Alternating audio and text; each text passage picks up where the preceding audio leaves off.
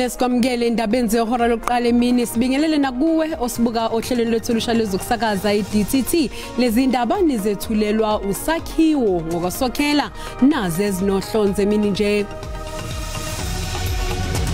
Zuma succeeded in establishing that the retention of Mr. Downer as the prosecutor in this matter could prejudice his right to a fair trial. Lihlethiseni lomhlazi ishumi nesikhombisa kunhlaba icala lenkohlakalo elibhekene nowabengumengameli wezwe uJacob Zuma ngemva kokuthi inkantolo ephakeme ichithe isicelo sakhe sokufuna kushenqa umshushiso wombuso kuleli cala uadvocate uBilly Downer namhlanje. Kubalulekile ukuhlukanisa umnumzana Thulasizwe Buthelezi owundunankulu kaZulu ngokuqokwa isilo esikuhloniphayo futhi kakhulu nalo oyisikhohlakalo osebenza njengemeya yaseZululand District Municipality. Unobhala we-ANC kwaZulu Natal ubheka imtolo okhwele wazehlela kundunankulu kaZulu ophinda abe yimeya yesifunda saseZululand umfundisi uThulasizwe Buthelezi ngemva kwesigameko sokuhlwithwa kombhobho kwaceze ngempela sonto. Ibafana bafana sithelekile Algeria lapho izobhekana neAndorra emidlalweni okungcweka wokuqala kusasa ebusuku.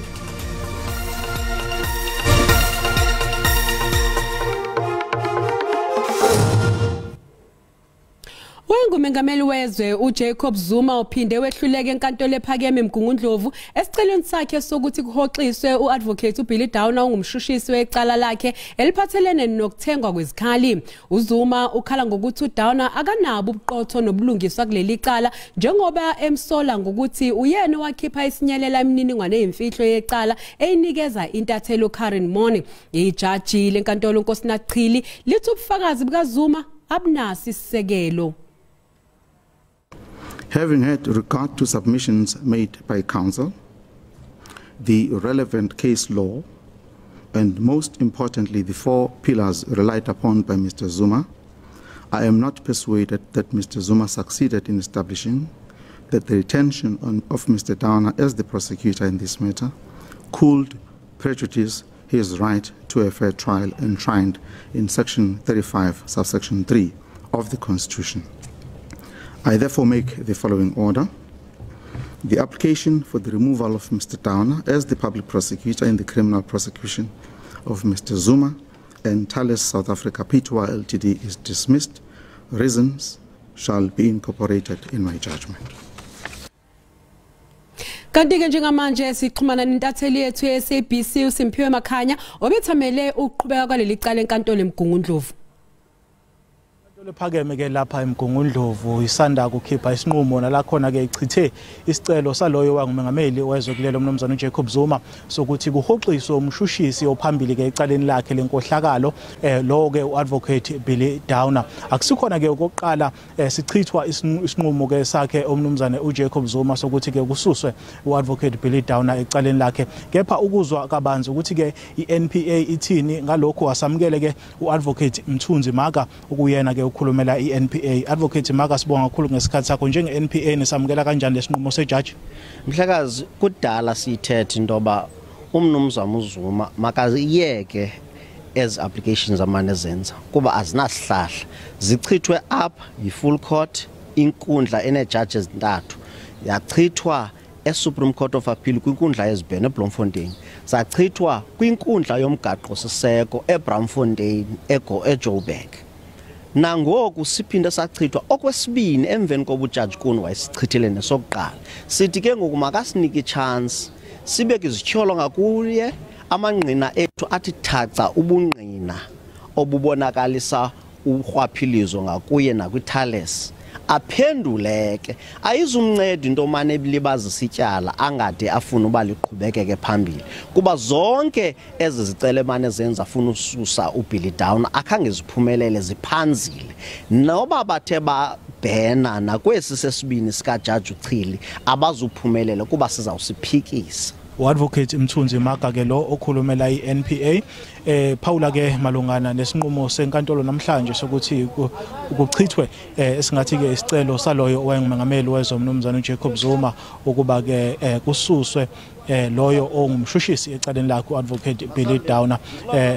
Lolu cala ke lizobuyela ke lapha enkantolo ngomhla ka10 kuya ku17 kuMay nokuyisingathi ke isinqumo sejaji esinqumile ke ukuthi ke kuzokuzoba kuyi pre-trial conference. Asibusele intambo ke kwenegoli. Unobhala we-ANC kwaZulu Natal uBheki Mtolo ukhwele wazehlela kundunankulu kaZulu ophinda abe imeya yesifunda saseZululand umfundisi uThula Sizwe Buthelezi. Lokhu kulandela ukuthi usihlalo we-ANC esifundazweni uSiboniso Duma ahlwitha umbhobho wempeleni kuButhelezi kugujwa iminyaka e110 kwakhothama isilo uDinuzulu kaCetshwayo. Umtolo usola uButhelezi ngokusebenzisa isikhundla sobundunankulu kaZulu ukufeza inhloso zezombusazwe. Umtolo ukhomba ngenjumbane undunankulu kaZulu uButhelezi umsola ke ngokusebenzisa lesikhundla ukufeza izinhloso zakhe zezombusazwe. Ukuphakamisa lesikhundla sikandunankulu kaZulu silinganiswe nesilo sethu indlela ejulile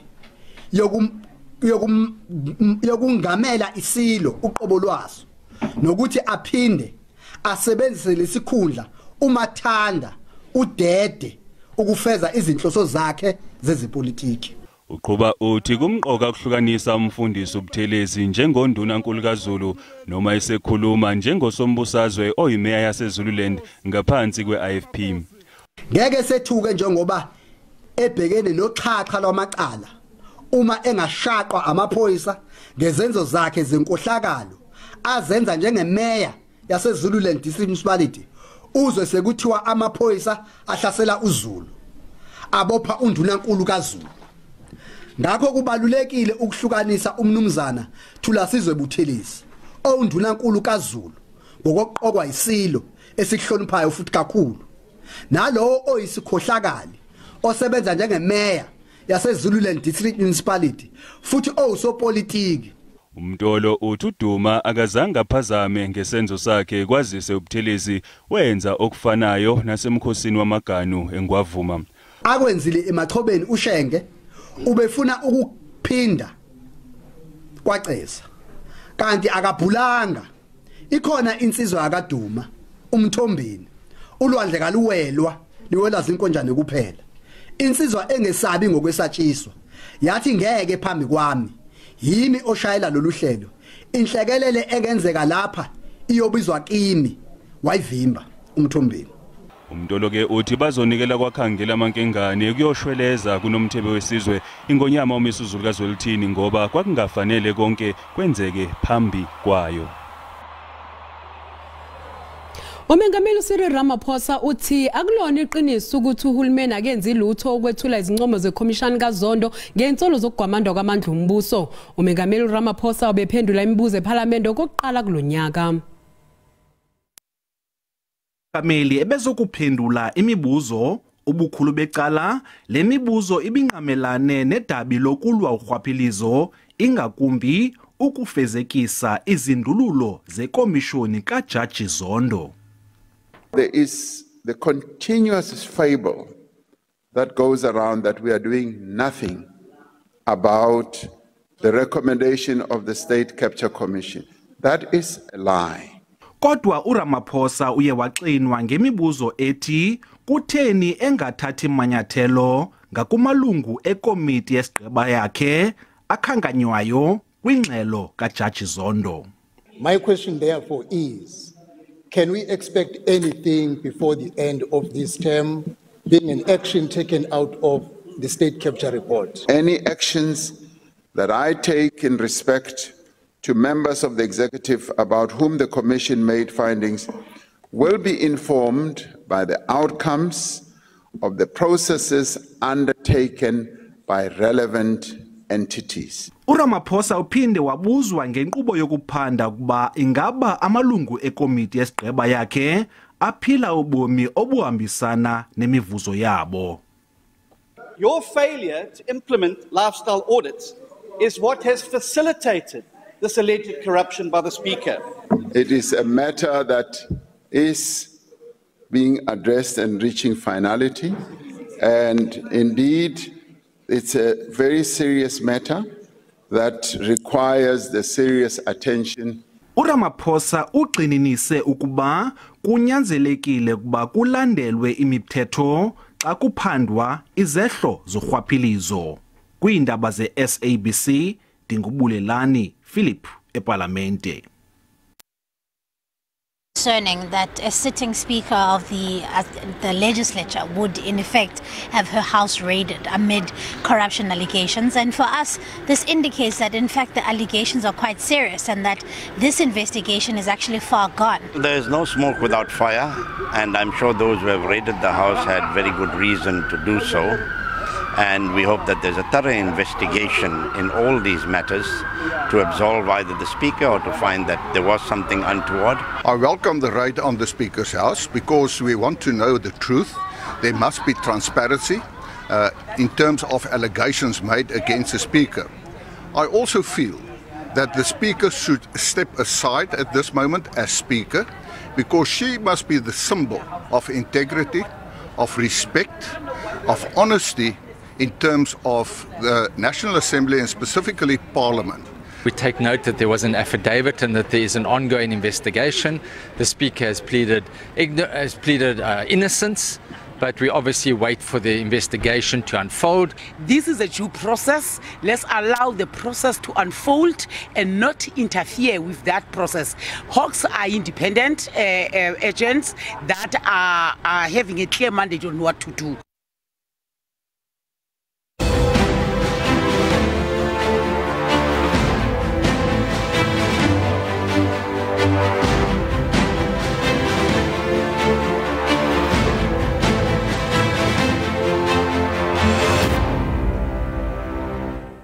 Inkantolo yezokhetho eBloemfontein isacubungula isinqumo ezophuma naso dabeni lombango phakathi kweANC kanye nekomishana yezokhetho yeIEC ngembandela yokubhaliswa kweqembu umkhonto wesizwe njengoba uzongenela ukhetho ngoNhlaba.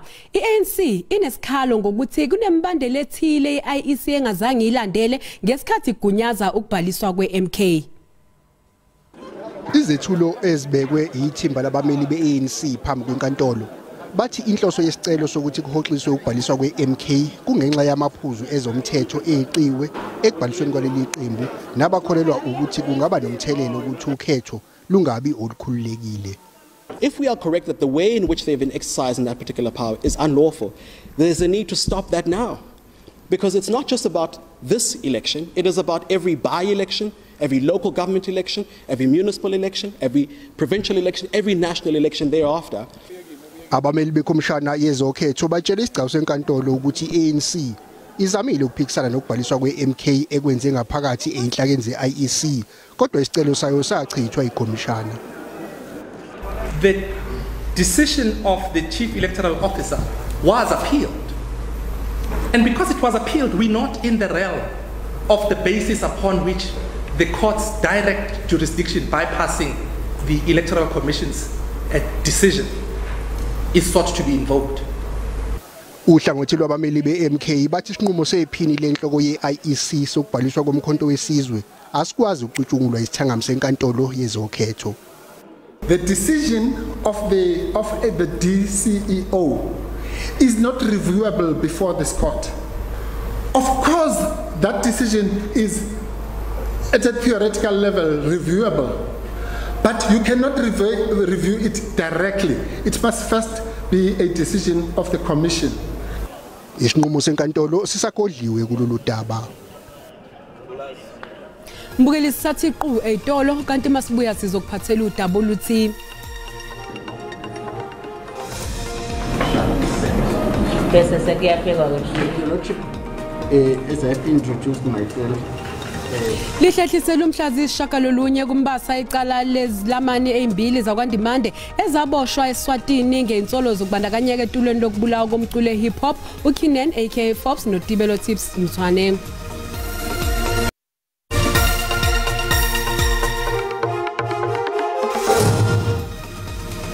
Mbukeli sikubingelele sikwamukela uma ngabe usanda ngena odabeni oluhambe phambili besibike ukuthi Owayengumengameli wezwe uJacob Zuma uphinde wehluleka enkantolo ephakeme yaseMgungundlovu esiceleni sakhe sokuthi kuhoxiswe uadvocate uBilly Downer ongumshushisi wecala lakhe eliphathelene nesivumelwano sokuthenga kwezikhali. Mbukela sikukhumbuza ukuthi lezi indaba zikhona ku YouTube na ku SABC Plus ngena kuzo uzicinge ngamagama athi SABC Izindaba na kanjalo uzozithola. Namhlanje eceleni lokubulawa kaSenzo Meyiwa umbuso ubize uEvelyn Mutlaping owabe ehumusha ngesikhathi umsolo wokuqala umuzi sibiye egonyuluka ngokubulawa kaMeyiwa. Emva kwalokho kubizwe umthwebuli wezithombe uSayitsheni Muthubane wapha maphakela owabe ethatha izithombe endaweni esigameko ngesikhathi echaza okwenzeka usibiya. Leli cala lihlele enkantolo ephakeme ePitoli lizoqhubeka ngoLwesine. Evelyn Mutlaping othi wahumshela umuzi sibiya ngesikhathi egonyuluka ngokubulawa kaSenzo Meyiwa ufundele enkantolo isifungo athi wasenza emva kokuhumshela usibiya. I have interpreted truly and correctly and to the best of my ability with regards to both the contents of the statement and everything said by the magistrate. Mutlaping uphinde waqinisekisa ukuthi lesitatimende sacikicwa imantshi umsolwa kanye naye uqobo. And right at the bottom of the page there appears initials for 3 people. Are you able to identify those initials? That is correct. Yes. The first one is for the magistrate, and the second one is for the deponent. And the third one are my initials. Umbuso ube usubiza umthwebuli wezithombe uSayitsheni Muthubane maphakela wabethobula izithombe endaweni yesigameko lapho usibiya okuthiwa wachaza khona ngokwenzeka ngesikhathi kubulawa uMeyiwa. I went to opposite number 13511 Kutwane Street, Phosphorus extension 11, where certain points were indicated to Lieutenant Colonel Hadebe. Icala ke lihlehliselwe lwesine ukuze kubuye uadvocate uThulani Mngomezulu ongummeli kaSibiya. Lihlehliselwe mhla zishagalolunye kumbasa ecala lezelamane ezimbili zakwaNdimande ezaboshwa eSwatini ngeinsolo zokubandakanyeka etulweni lokubulawa komculo hip hop uKinan aka Forbes noTibelo Tips Mutswane. Elakuleli seligcine likwazile ukufaka isicelo sokubuyiswa kuleli kwabasolwa ababili abasolwa ngokubandakanyeka ekubulaweni komculo wehip hop aka kanye nomngane wakhe uTibelo Tips Mutswane. Icala hlehliselwe umhlazi isishagalolunye kumbasa ukuze kutholwe isikhathi sokufunda konke okuqukethwe esicelweni sakuleli. Swaziland received the papers on the 18th of March 2024. Livela kangwaneke liwatholekele amaphepha ngemhla ka-18 March eminyakeni wa 2024. The South African High Commission, Your Lordship, on the same date transmitted these papers to Foreign Affairs, Your Lordship. Ukuthi zelamani zakwaNdimande zihlongoza uqasha abanye abameli ababili abasha abazoqhubeka necala. Instructing specific counsel in this matter. Kube nalo lithutshana lelincane ukuthi kakhulumisane ke bona bomsolwa labashito ukuthi kukhona ke ummeli thinte labamfunayo kumqashi. Yes, Your Worship. That is Your Worship, Advocate Dr. Mabila and Advocate J House, Senior Counsel, which we need to furnish with a proper and comprehensive brief, Your Worship. Abasolwa ababili bazoqhubeka bagcinwe esitokisini. Owengamele umnyango wezokuhlaliswa kwabantu eGauteng uLebehang Mayile ushiye izakhamuzi zasehostela laseDeepkloof eSoweto ithukuthele emva kokuhluleka ukukhuluma nazo njengoba bezilindele. uMayile uhambelele lihostela kanye nezinye izikhulu kuyobheka isimo kodwa kwabonakala esehamba ngokuphazima kweso ephelezelwa onogada bakhe ngenxa yokuzizwe engaphephile. Izakhamuzi zaseDeepkloof azeneme ukuthi owengamele umnyango wezokuhlaliswa kwabantu akazange akhulume nazo. uMayile uhambile amagumbi ahlukene kuleli hostela elisesimweni singagculisi. Ngomsombuluko izakhamuzi zibambe umbhikisho zavala umgwaqo zikhala ngesimo eziphila ngaphansi kwaso kule ndawo. Lokhu kubange umayile ukuba azifikele mathupha ukuzobona le ndawo. Nokho uhambe izakhamuzi zisamlindile nemibuzo. We can only at best build at least 10,000 houses a year. So it means we will not be able to build 1.2 million houses. And that's what we explained to the leadership here, that we will not want to lie. Amalungu omphakathi akaneme ngempendulo ephuma ku-MEC kunalokho afuna impendulo zokuthi lamagumbi azoguqulwa nini enziwe indawo elungele ukuhlala imndeni. Lokhu kudlalwa idive ke manje ukuthi ihostel akuqalwa nini ke yona ukuthi nje kuphume kuqalwa nini hayi ukuthi sifuna ukuthi kudilizwe hostel yonke kwenziwe akusiyo infamily. Izakhamuzi zisabisa ukubuyela emgwaqweni zibhikishe futhi uma uhulumeni ungafiki nesixazululo. Abazali babafundi abafunda esikoleni samabanga aphansi Apex Primary Lenasia eningizimu yeGoli bafuna ukuthi kuxoshwe uthishanhloko kanye nesigungu esengamele isikole. Iqeqebane labazali abathukuthele babuthane ngaphandle kwesikole namhlanje ukuyozwakalisa ukukhathazeka kwabo ngokungaphathwa ngendlela kanye nenkohlakalo. Banela abazali abathukuthele beganonwabo babuthane ngaphandle kwesikole Apex Primary eSelenasia eningizimu yeGoli. Bebezama ukuvimba uhlelo lokuvotela isigungu esengamele isikole oluqhubekayo namhlanje. Kodwa imizamo yabo ayizange iphumelele. Leli qeqebana likhala ngehhovisi lesikole ukufunda kwabantwana kanye nokugcwala kakhulu emagumbini okufundela. I've got 2 kids within the school, grade 1 and a grade 6. So I'm having a problem with my grade 6 child. He doesn't understand anything, reading, even the basics of reading. He doesn't know anything. We have took initiative as parents that we need to stand up and try to engage with the management of the school. So the school, they are denying us that access to engage with them so that we'll resolve the issues that are happening in the school. Abazali bakhathazekile ngokuthi amagumbi okufundela agcwele kakhulu. I even asked them, ma'am, can I buy my child a chair and a stool so that when she came to school she must sit, because now she's sitting down. You understand, ma'am? Umnyango wezemfundo uzamkele izikhalo zabazali. The district will be in a position to know what is really happening, and so that in the event they need to investigate, they will, lead that process, and the head office will be supporting them. Umnyango uthi uzobhekana nalenkinga yokugcwala kakhulu ezikoleni.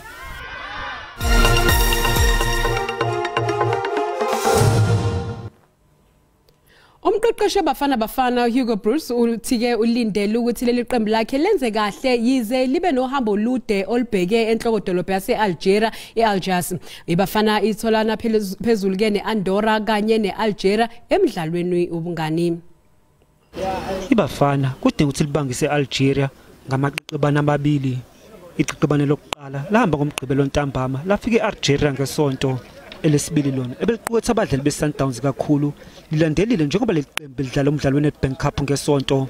uBruce Kodwa ukholela ekutheni labadlali bakulungela ukubhena eAndorra. Andorra was not a top team in Europe, far away from that. But they always lose their games, but it's only with 1-0, 2-1, so it means that it will be tough. So it's a different style also.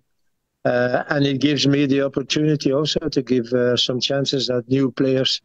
Lona kuzobe kumdlalo wokuqala odlalwa eBafana selokhu yanqoba indondo yethusi kuAfcon eIvory Coast. I'm certainly happy with the game against Algeria. Algeria is one of the best teams here in Africa. They didn't do so well on AFCON.